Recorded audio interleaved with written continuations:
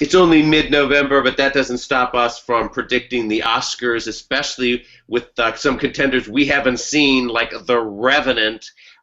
We have four Gold Derby experts here who are predicting Leo DiCaprio to win.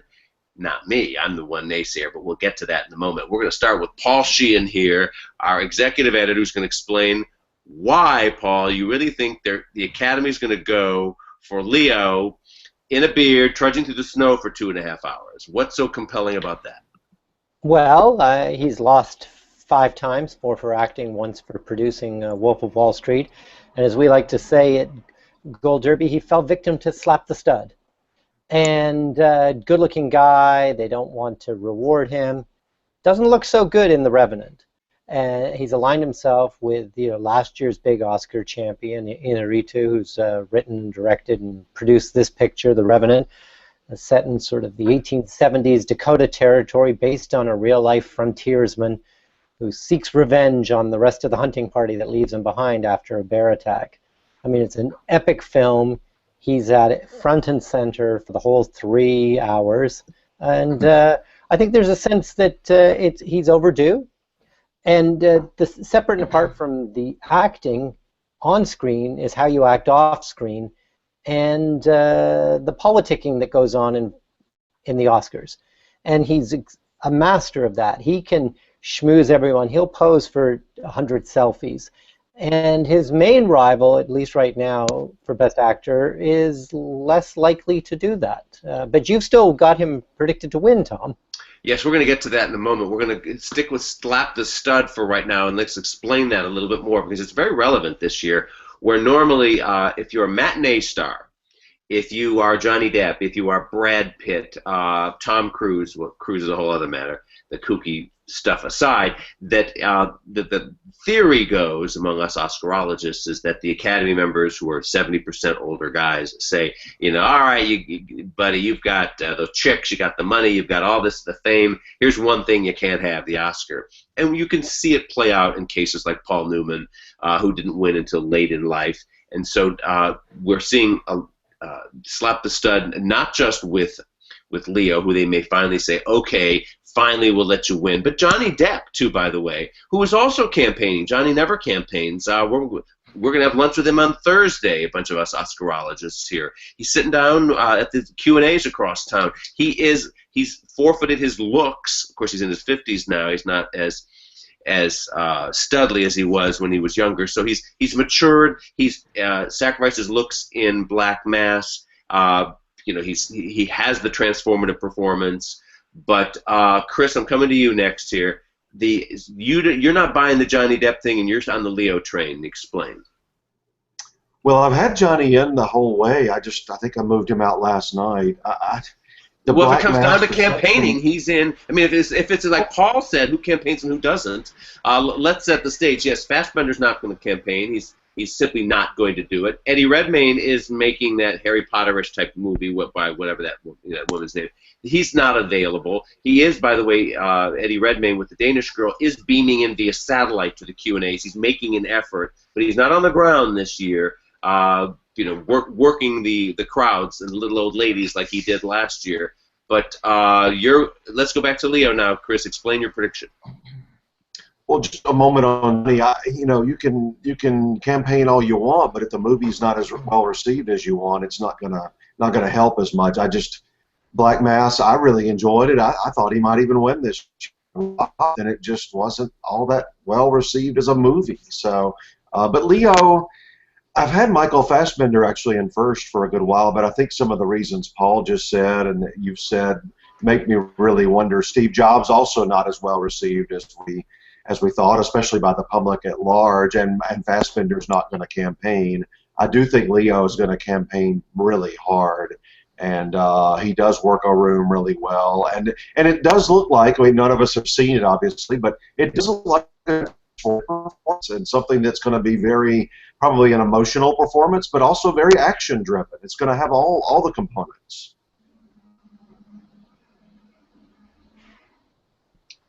Who wants to pipe in next here?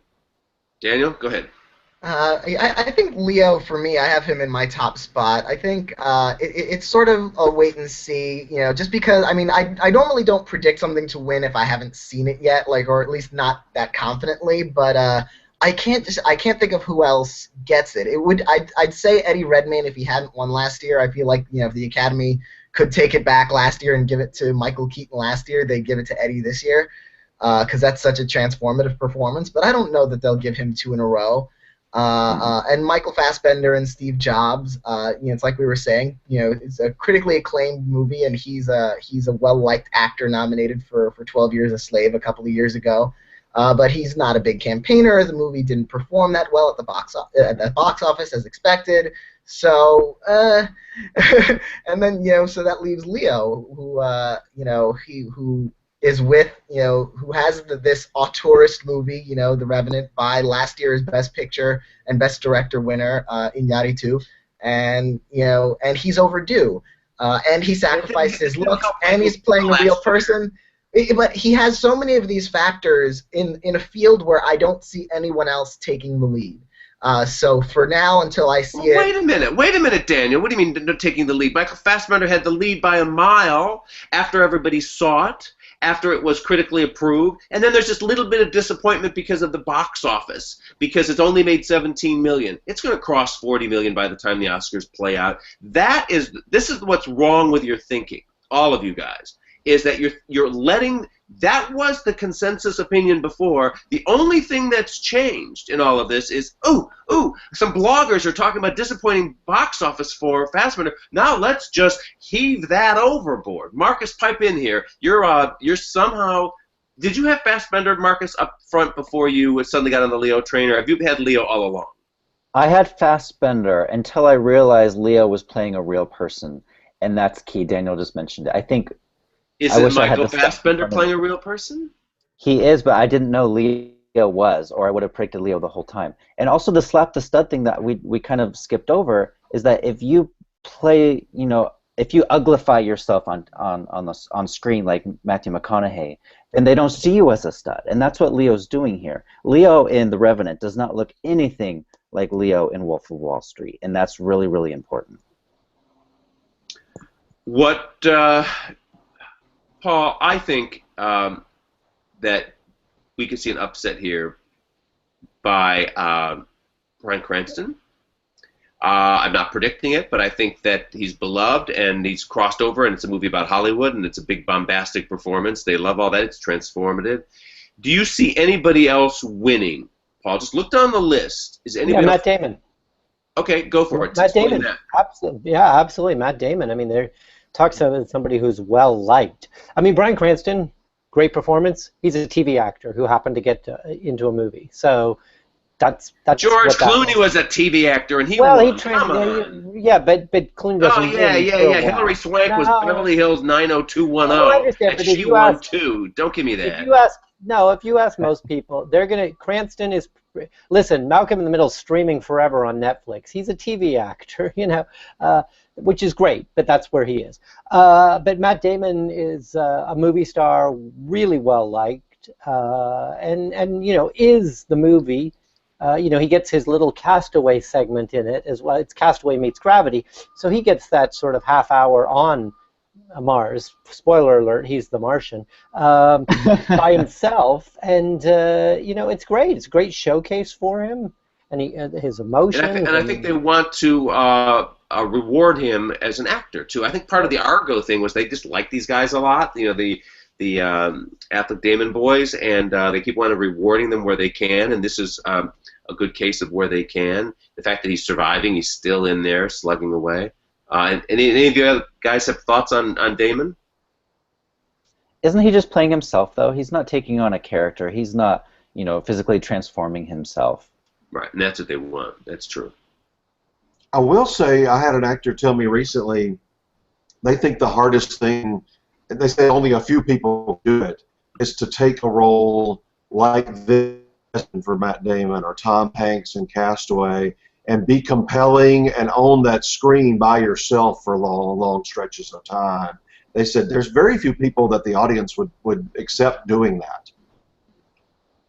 Okay. I look at my list though. I've got my 5, and then I've got 3 others I'm considering. And I think when you get past those 8, it kind of falls off the map. I don't know on those 8, and I think we've listed every one of their names. No, we have not listed. We have not listed Will Smith for concussion, who's breaking into the I have him in that 8. Yeah. Okay, but we haven't talked about him yet. And there's a perfect example, Tom, of that now. Will Smith, sort of close to 50, bit of physically transformative role. I mean, they pin back his ears, they put gray in his hair. He's playing a real-life man, hero, crusades against the NFL, in a movie that's going to speak to a lot of male voters. I mean, you know, as Albert Brooks's character says in the film, you know, the NFL owns one day of the week. They own Sunday. I mean, there's so many football fans, I'm sure, among the Academy that they're going to be really interested in that movie. And then at the other end of the spectrum, Michael Caine sort of gunning to be the first performer to get Oscar nominations in 6 consecutive decades. He's been nominated in the 60s, 70s, 80s, 90s, and the first decade of this century. So, and he's in a very showy role in a Youth made by Paolo Sorrentino, who won foreign language film a couple years ago with The Great Beauty. There's somebody who is liked in the industry, but probably has worked with every single member of the Academy, and the man's made almost 200 films. So, you know, he got nominated for The Quiet American back in the early 2000s. Nobody expected that. So there's a stealth campaign, I think. That could. Do you know who else is a stealth contender here? I'm not sure to win, but certainly to be nominated is Tom Hanks. We dismiss him now because, well, he didn't get nominated for Captain Phillips. He didn't get nominated for Saving Mr. Banks, and we thought he would. But, you know, talking to actual Academy members on the ground here in Hollywood, I'm hearing a lot of love for Tom Hanks and the fact that he is you know, so dynamic in this movie that they love. Bridge of Spies is doing extremely well at the box office. It's not cool among the cognoscenti of the blogosphere, but it's very cool among the Academy set. It's full of achievement by Academy-friendly contenders in all the crafts, and it's Spielberg, of course. And Hanks is a former officer of the Motion Picture Academy, 2-time winner, of course. So people are telling me, and members of the actors branch, at least 2 have told me in the last week or so, oh, you know, he's going to be nominated. You guys, you're not paying enough attention to Tom Hanks. And there might be a sense of what we always call the Oscar IOU. So it may be a sense that, you know, those snubs were pretty headline making a couple of years ago for Captain Phillips and Saving Mr. Banks. So, and he hasn't been nominated since Castaway. So there might be a sense that it's time to give him another nomination.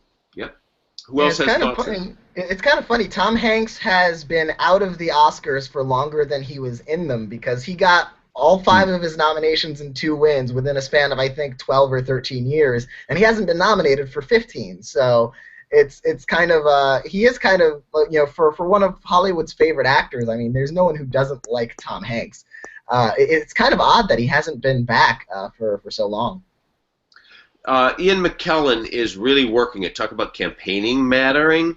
There are events all over town for Mr. Holmes. They're working the blogosphere. He's really in this race. And there was an event just the past few days for it, where a lot of Academy members there. Ian was there. He's in the race. Certainly not, probably not, I should say, to win, but we cannot discount Mr. McKellen. Sir Ian. Sir Ian, thank you. Another one is Samuel L. Jackson. I actually just took him out on my predictions today. There was also confusion supporting versus lead, but I think it's official. He's campaigning for lead. Is that right? Yes. And you know, after we heard maybe reviews weren't so good on The Hateful Eight, so I took him out. No reviews are out yet. We're just hearing some buzz about. People really like the movie a lot. There's some question about it being too long and the first half a little slow, but the question is, no one is saying who has seen it that I've spoken to is saying it's a disappointment as a film. They're saying it's going to be another big hit for him, but is it the Academy-friendly, warm, fuzzy kind of film that could finally deliver him Best Picture? And that is less likely now that we're hearing screening reports than before. Any final thoughts here on Best Actor? Let's move to Best Actress. I haven't even seen what you guys are predicting. Is everybody picking Brie Larson? I just jumped over to Jennifer Lawrence to be a bitch. What about you guys? Well, but you're saying Joy to win Best Picture, right, Tom? Yes. Yeah, that makes sense, and probably David O. Russell to win Director. No, I have Russell up there at #1 now, but Chris is talking me into this Ridley Scott thing.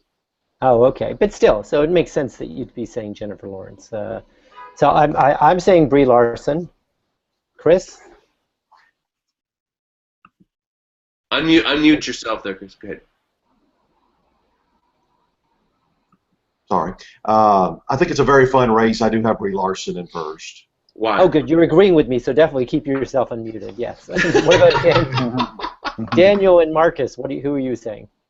I'm predicting Brie Larson too. Although I understand the potential for Jennifer Lawrence. I feel like she's so young to win a second Oscar, but if Joy wins Best Picture and it starts getting on that train, they could give another to Jennifer Lawrence, just like they did for Hilary Swank when she won again for $1 Million Baby when that was on the Best Picture track. So if Joy really turns out to be a Best Picture frontrunner, then I can see Jennifer Lawrence pushing ahead of Brie Larson. But I've got Brie Larson for now. And Jennifer Lawrence, she's got The Last Mockingjay coming out next week. It's going to be huge money.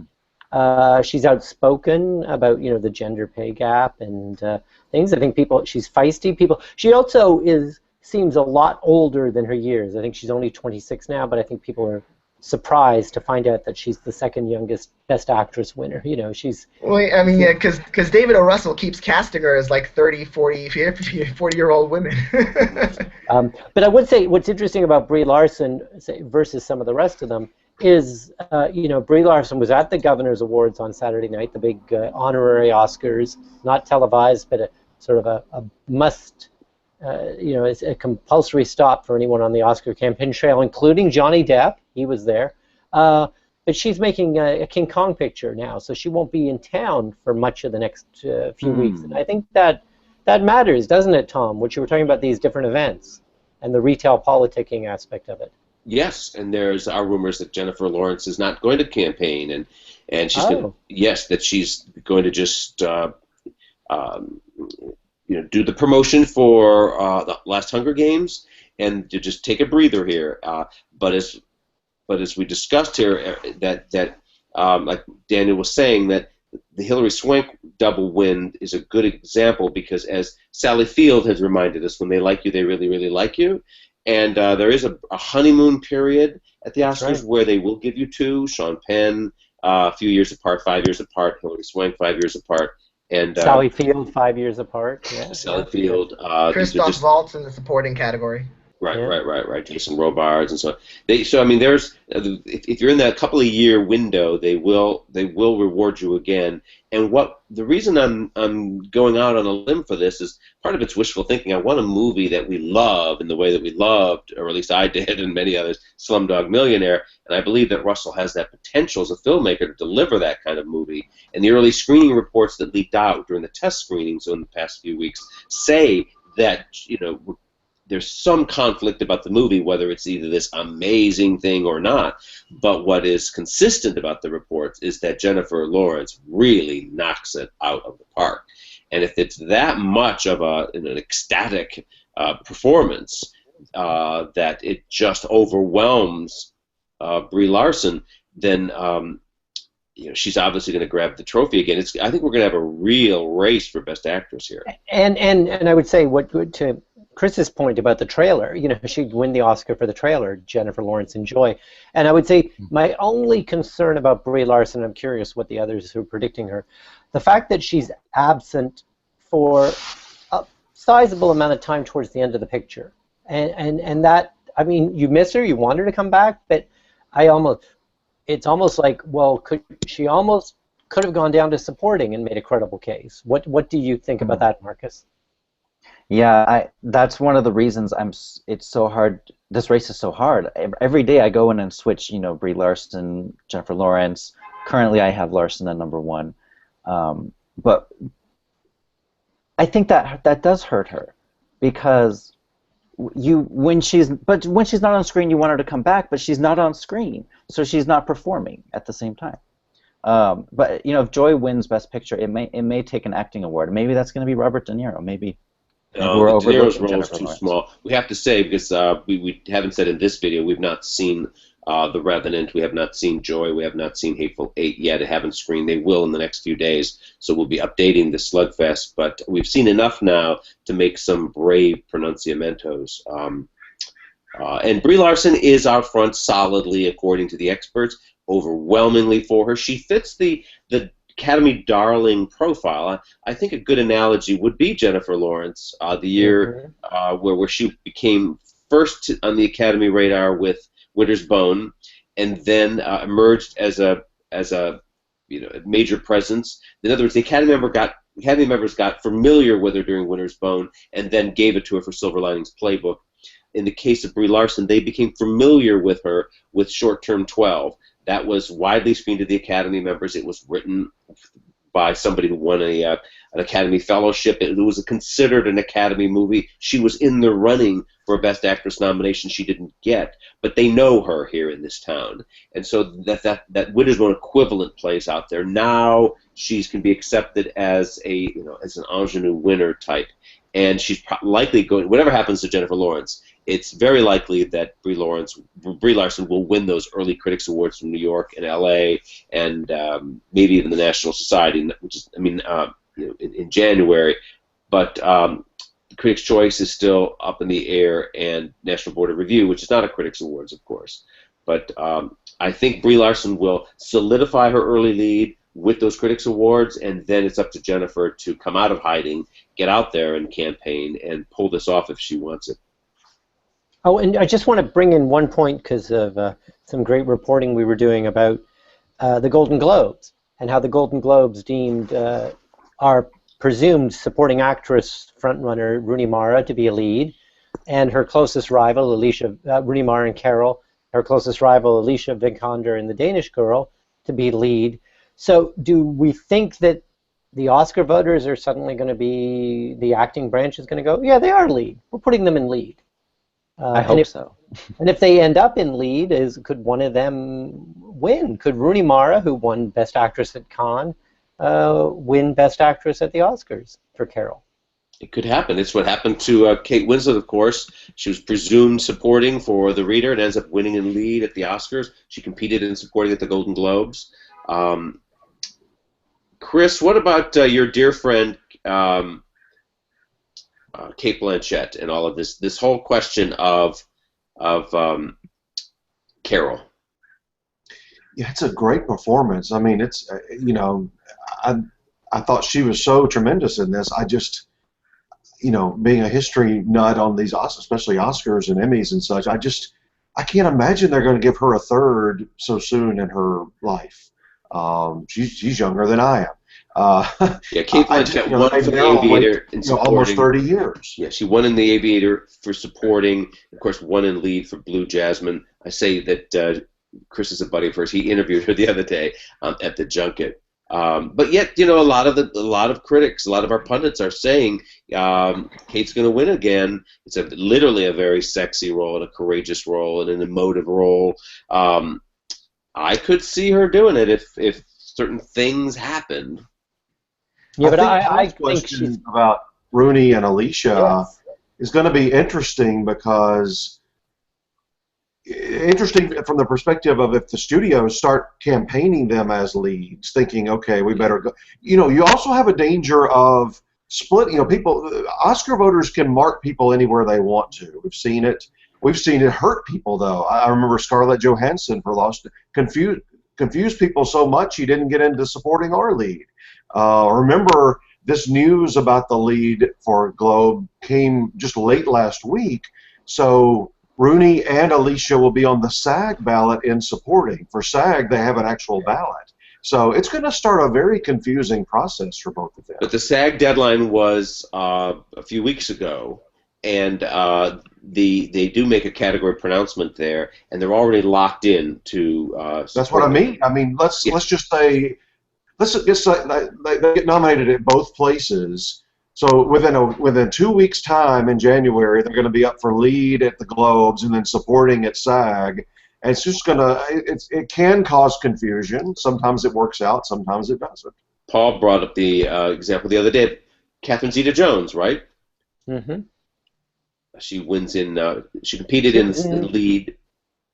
At the Globes, yeah, competed against Renee Zellweger in lead, but then got dropped down to supporting at the Oscars and wins at the Oscars. Who's a big fan of Saoirse Ronan here? She gives a very understated performance in Brooklyn, but she is a real contender to be nominated at least, right?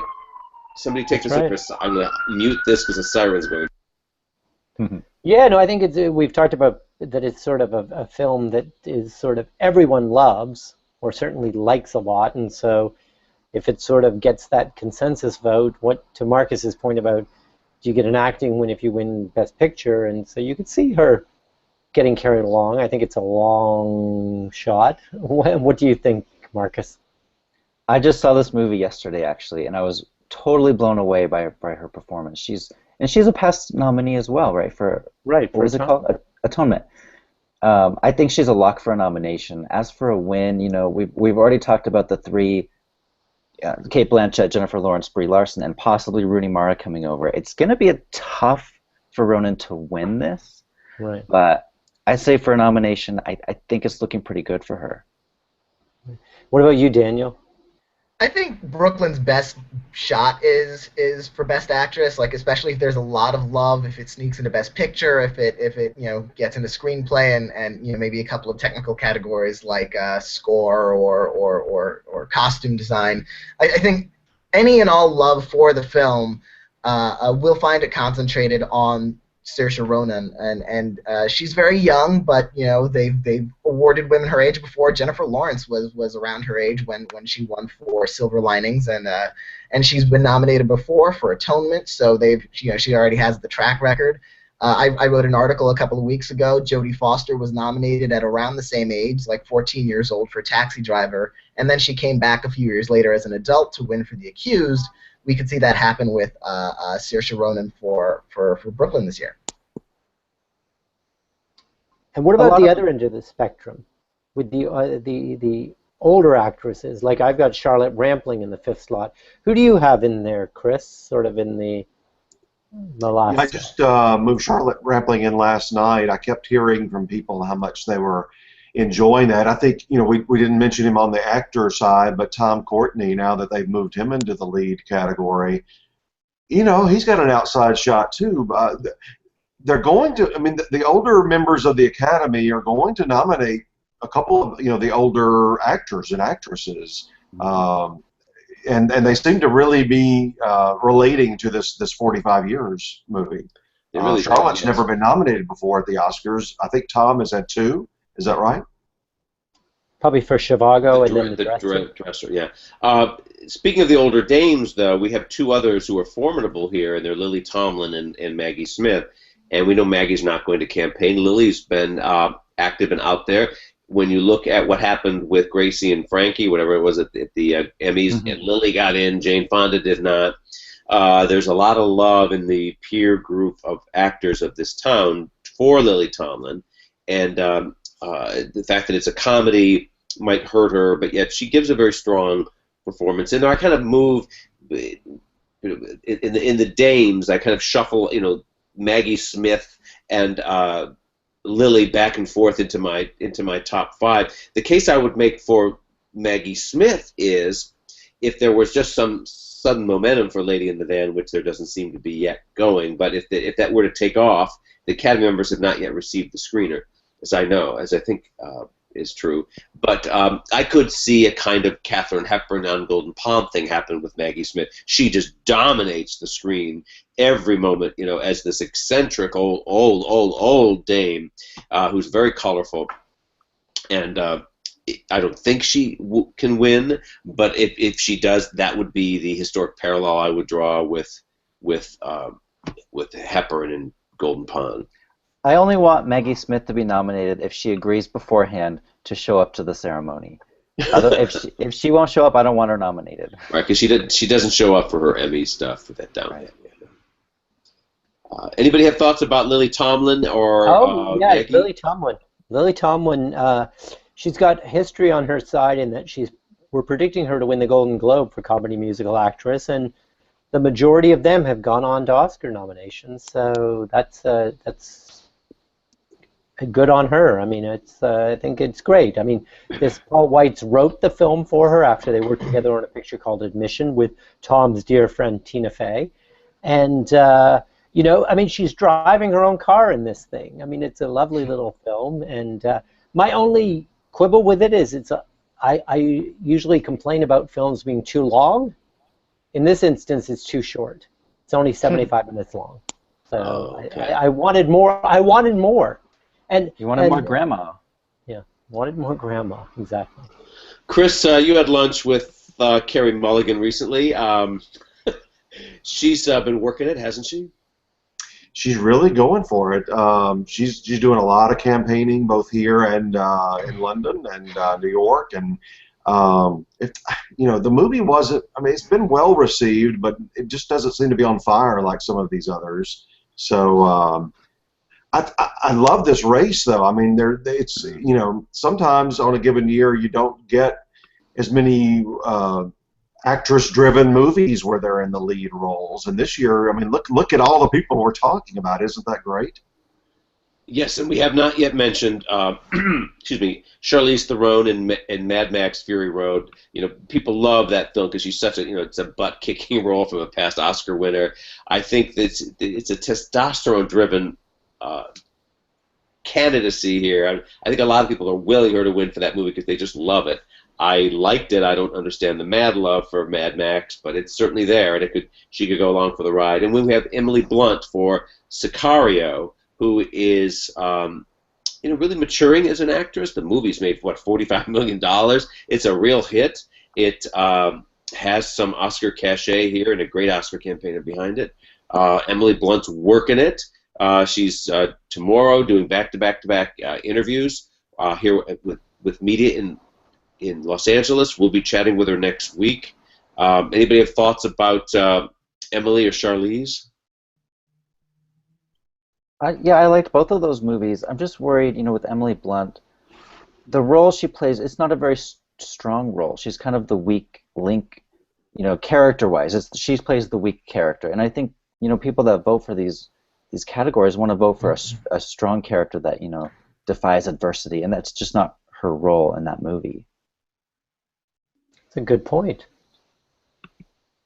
But there is precedent, I think, for these, for Charlize especially. I mean, looking back at Sigourney Weaver in Aliens, in the history of Oscars, you almost never see nominees like that in these straight-up action movies, these female stars, and I think Charlize Theron might fit that mold. I think she could get in potentially, maybe start a role at the Golden Globes, which might be harder now that those two supportive women are moved to lead. She could get in at Critics' Choice, if not for Best Actress, then certainly she'll get that Best Actress in an action movie separate category. So she'll be on the scene there. So I think Charlize has a shot.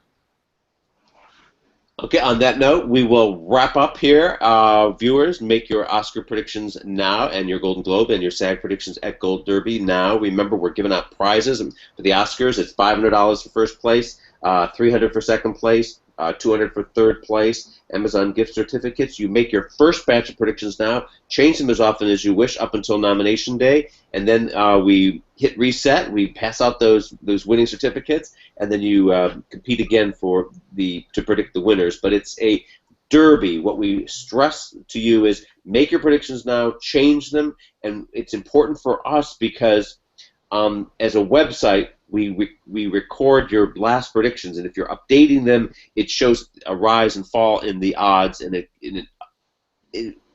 informs people in this town who pay very close attention, sometimes close attention to Gold Derby's odds and the rest of it, to about where the momentum is, and your input is very, very important.